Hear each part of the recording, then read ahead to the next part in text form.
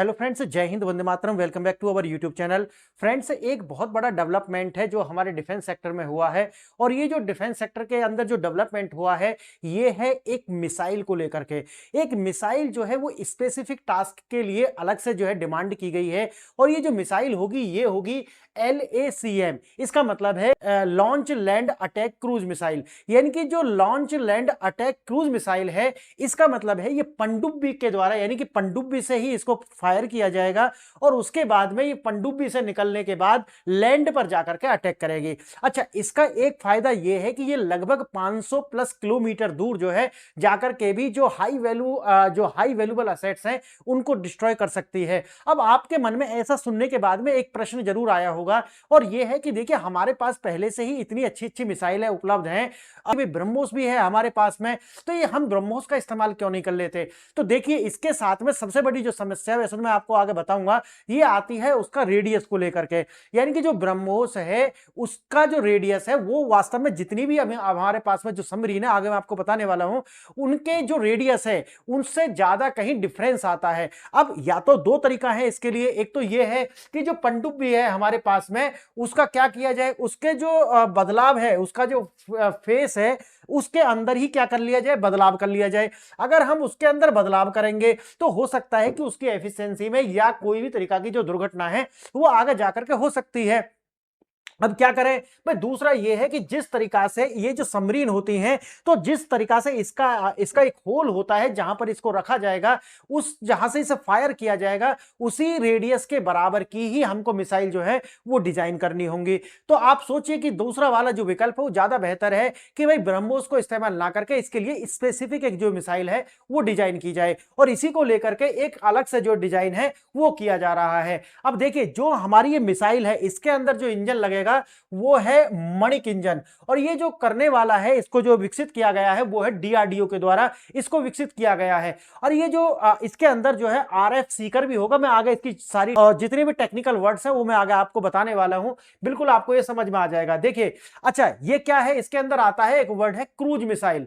देखिए, इसके अंदर वर्ड आता है क्रूज मिसाइल। आप जानते हैं कि दो तरीका की मिसाइल होती हैं। एक तो होता है जो क्रूज मिसाइल होती है, और एक होती है जो उसे बोलते हैं बैलिस्टिक मिसाइल। अब देखिए, क्रूज मिसाइल जो होती है वो लैंड से किसी ऊंचाई पर जो है वो चल सकती है, और जो बैलिस्टिक मिसाइल होती है वो पैराबोलिक पथ पर चलती है। इसका मतलब है कि पहले उसको फायर किया जाएगा तो वो जो ग्रेविटेशनल फोर्स है उसके अगेंस्ट जाएगी, और जब एक ऊंचाई पर पा लेगी उसके बाद में वो नीचे की ओर आएगी, यानी कि ग्रेविटेशनल फोर्स के द्वारा ही उसको नीचे की ओर आना होगा। जबकि जो क्रूज मिसाइल है उसको क्या है, वो जमीन के समानांतर जो है इस तरीका से चल सकती है। अब दोनों में अंतर यह है कि देखिए, इसको ट्रैक करा जा सकता है, लेकिन इसके पास फायदा यह है कि इसके ऊपर मल्टीपल वारहेड्स लगा करके जो उनका डिफेंस सिस्टम है उसको कंफ्यूज किया जा सकता है। जबकि ये जो हमारे जो क्रूज मिसाइल है, इसको जो है आप, ये फायदा होता है कि जो डिफेंस जो सिस्टम होता है वो इसको बिल्कुल भी इंटरसेप्ट कर ही नहीं पाता।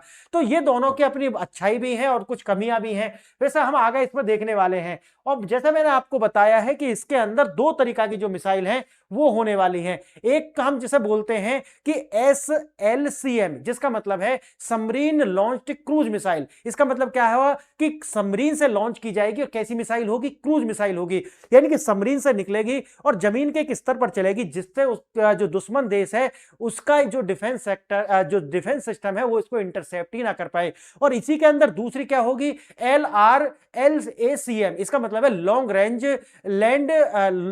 Land attack cruise missile. Clear है?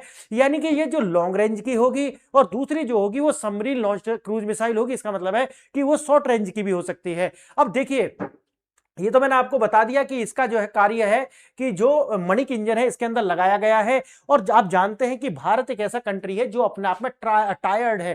ट्रायड मतलब होता है जो तीन तरीका से हमला कर सकता है, वो भी किसका, एटॉमिक द्वारा। यानी कि परमाणु बम से हम तीनों जगह से हमला कर सकते हैं। यानी कि हम वायु से, यानी कि एयरफोर्स के द्वारा, यानी कि वाटर से, यानी कि नेवी के द्वारा, और साथ ही साथ हम मिलिट्री से जो है ऐसा कर सकते हैं। तो यानी कि हमारा जो देश है वो ट्रायड से हमला कर सकता है, और इसीलिए हमारी जो कैपेबिलिटी है वो निकल कर आती है मैक्सिमम डिस्टेंस। क्लियर?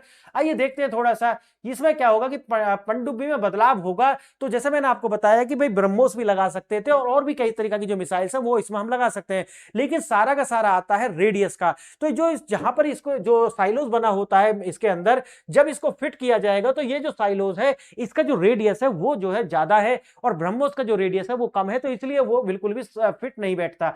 अब देखिए वही है कि भाई अगर छेड़खानी करते हैं तो हो सकता है कि जो इसकी बायंसी होती है, बायंसी आप जानते हैं ना कि यानी कि तैरने की जो क्षमता है, आप जानते होंगे कि जो जितनी सबमरीन होती हैं वो अपने आप को हाइड करने के लिए ज्यादा पानी में नीचे रहती हैं। क्यों? कारण ये होता कि अभी जितना देखो पहले डीजल वाली होती थी, लेकिन अभी क्या है कि जो परमाणु यानी कि यूरेनियम से चलती हैं अभी, तो अभी आवाज नहीं करती, लेकिन अगर आप डिटेक्शन की बात करते हैं तो उनको आसानी से जो है वो पकड़ा जा सकता है। इसीलिए अपने आप को ये हाइड करने के लिए स्टील्थ कैपेबिलिटी इसकी ज्यादा हो, इसलिए ये जो होती है वो आवाज नहीं करती, नीचे पानी में ज्यादा रहती हैं, ये कारण होता है। अगर हमने इसमें बदलाव किया तो हो सकता है इसकी जो बायंसी है वही जो है खराब हो जाए। सबसोनिक मिसाइल का चयन, यानी कि 1500 किलोमीटर से कम वजन वाली, यानी कि 1500 किलोग्राम से कम वजन वाली जो सबसोनिक मिसाइलें हैं अब ब्रह्मोस का स्थान ले लेंगे। क्लियर है? तो इसका मतलब है कि इसके के लिए एक अलग तरीका की जो मिसाइल्स हैं वो डिजाइन की जाएंगी।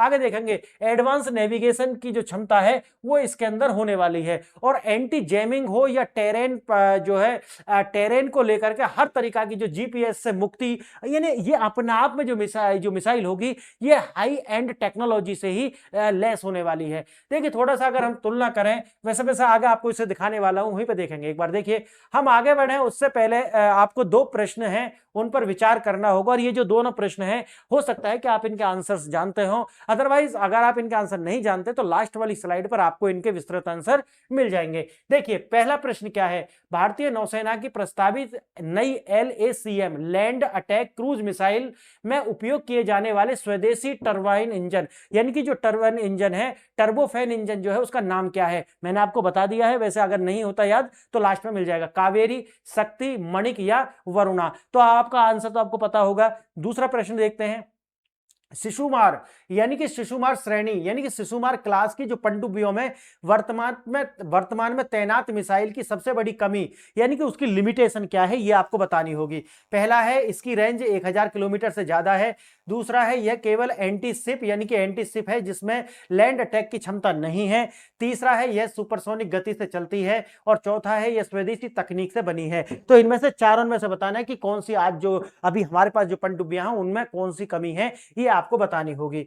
आइए देखते हैं थोड़ा सा इसको विस्तार से। जैसे मैंने आपको बताया कि नौसेना के द्वारा अभी ये मांग की गई है कि लगभग हमें 500 किलोमीटर की जो चुनौती है वहां पर जितने भी हाई वैल्यू असेट्स जो होती हैं उनको डिस्ट्रॉय करना है। कहां से? समुद्र से। और मैंने बताया कि समुद्र से करने से क्या फायदा होगा, क्योंकि इसकी स्टील्थ कैपेबिलिटी यानी कि सबसे ज्यादा होती है, और सबमरीन मैंने जैसे कि आपको बताया कि उसकी स्टील्थ कैपेबिलिटी ये होती है कि उसको आसानी से ट्रैक नहीं किया जा सकता सैटेलाइट्स के द्वारा भी, या फिर वाटर के अंदर जाकर के भी इसको आसानी से ट्रैक पॉसिबल नहीं है, इसीलिए हमको ये चाहिए। आइए देखते हैं ये जो RFI जारी किया गया है, यानी कि डिमांड ये जारी की गई कि हमको अंडर सी मिसाइल के लिए जो है अलग से एक अलग तरीका की जो मिसाइल्स है उनकी आवश्यकता है।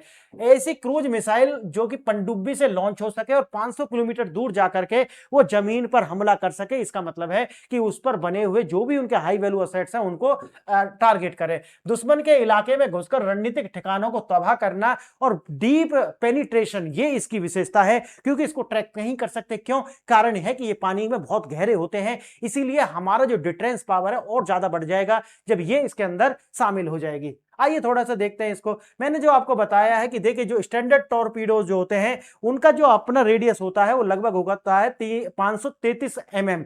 क्लियर? लेकिन जैसा कि बताया कि जो ब्रह्मोस है उसका जो है वो कम है, इसीलिए ये नहीं हो सकता। इसके लिए हमें जो अपनी सबमरीन है उसके अंदर बदलाव करने होंगे, और अगर हम ऐसा करते हैं तो शुरू में मैंने बताया कि इससे बायंसी में अंतर आ जाएगा, और ये हम चाहते नहीं है, इसीलिए हम इससे बच रहे हैं और हम अलग से ही क्या कर रहे हैं, मिसाइल डिजाइन कर ले रहे हैं। गए हैं। आकार की समस्या, ब्रह्मोस एक सुपरसोनिक मिसाइल है जिसका व्यास पनडुब्बी के मानक ट्यूब से ज्यादा क्या है, बड़ा है। तो मानक जो है, जो स्टैंडर्ड होना चाहिए उससे बड़ा है, इसीलिए हम इसका इस्तेमाल नहीं कर रहे हैं। अब देखना, इंटीग्रेशन का खतरा है कि ब्रह्मोस को फिट करने के लिए पनडुब्बी में अलग अलग तरीका से क्या करने पड़ेंगे, बदलाव करने पड़ेंगे।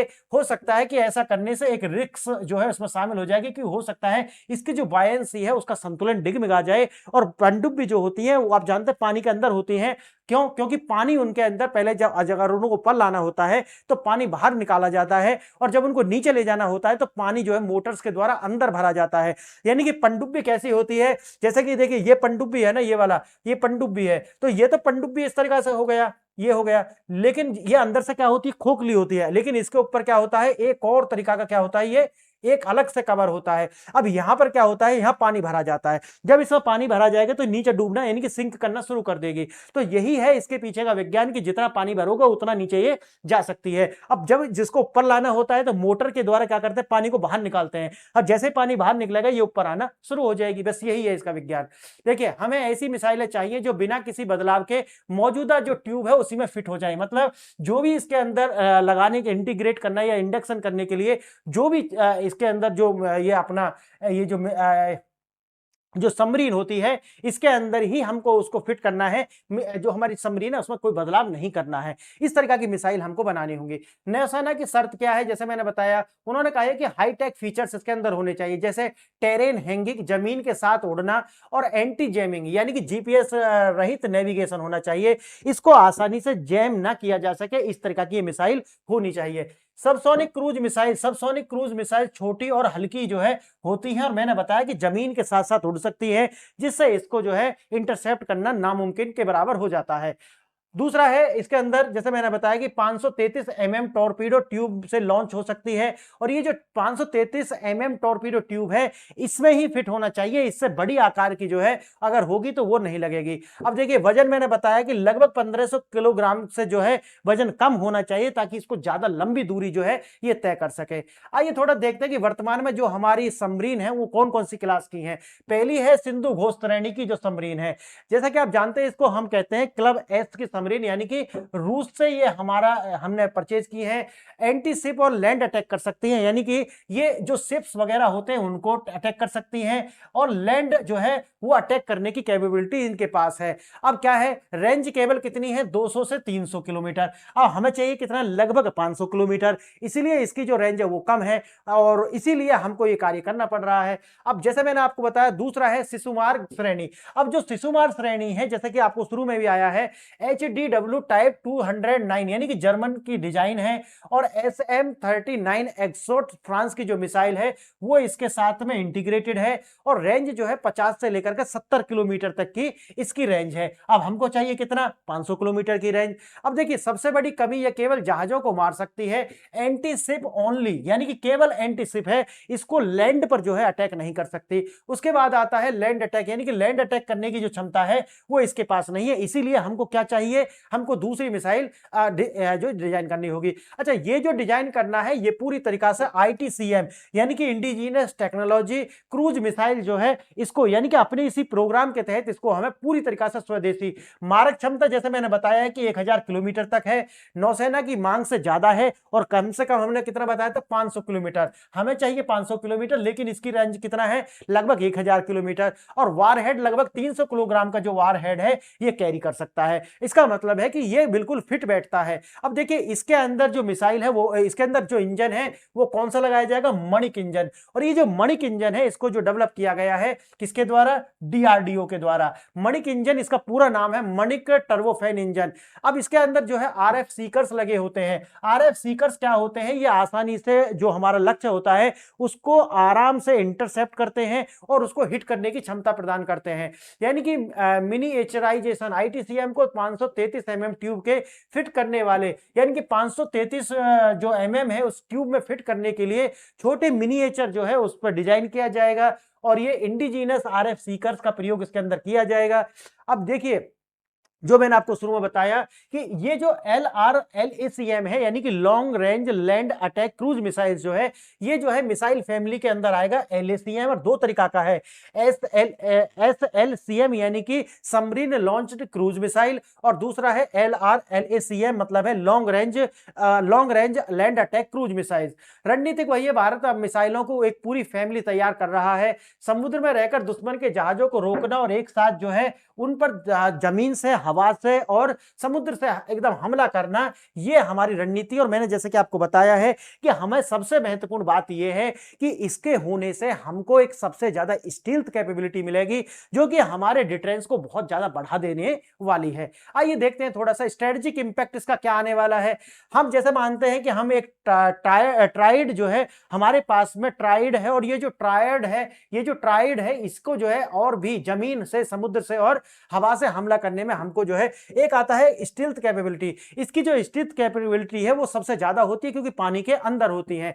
और जैसा कि मैंने बताया कि डिफेंस टेक्नोलॉजी में भारत का जो है आत्मनिर्भरता को जो है बूस्ट मिलेगा, इसलिए बहुत ज्यादा महत्वपूर्ण हो जाती है। इस महत्वपूर्ण जानकारी को अगर आप साझा करने चाहते हैं तो अपने दोस्तों को साझा कीजिए। और मेरा नाम है प्रताप, मैंने इसको आपके लिए प्रेजेंट किया है। और अगर आपको ये लेक्चर अच्छा लगा तो आप मेरे चैनल को सब्सक्राइब कीजिए, टेलीग्राम चैनल को ज्वाइन कीजिए। अगर व्हाट्सएप कम्युनिटी से जुड़ना चाहते हैं तो मेरे साथ जुड़िए, आप व्हाट्सएप ज्वाइन कीजिए। और मेरी ऐप है PRS ऑफिशियल, जो कि iOS और एंड्रॉइड दोनों पर उपलब्ध है।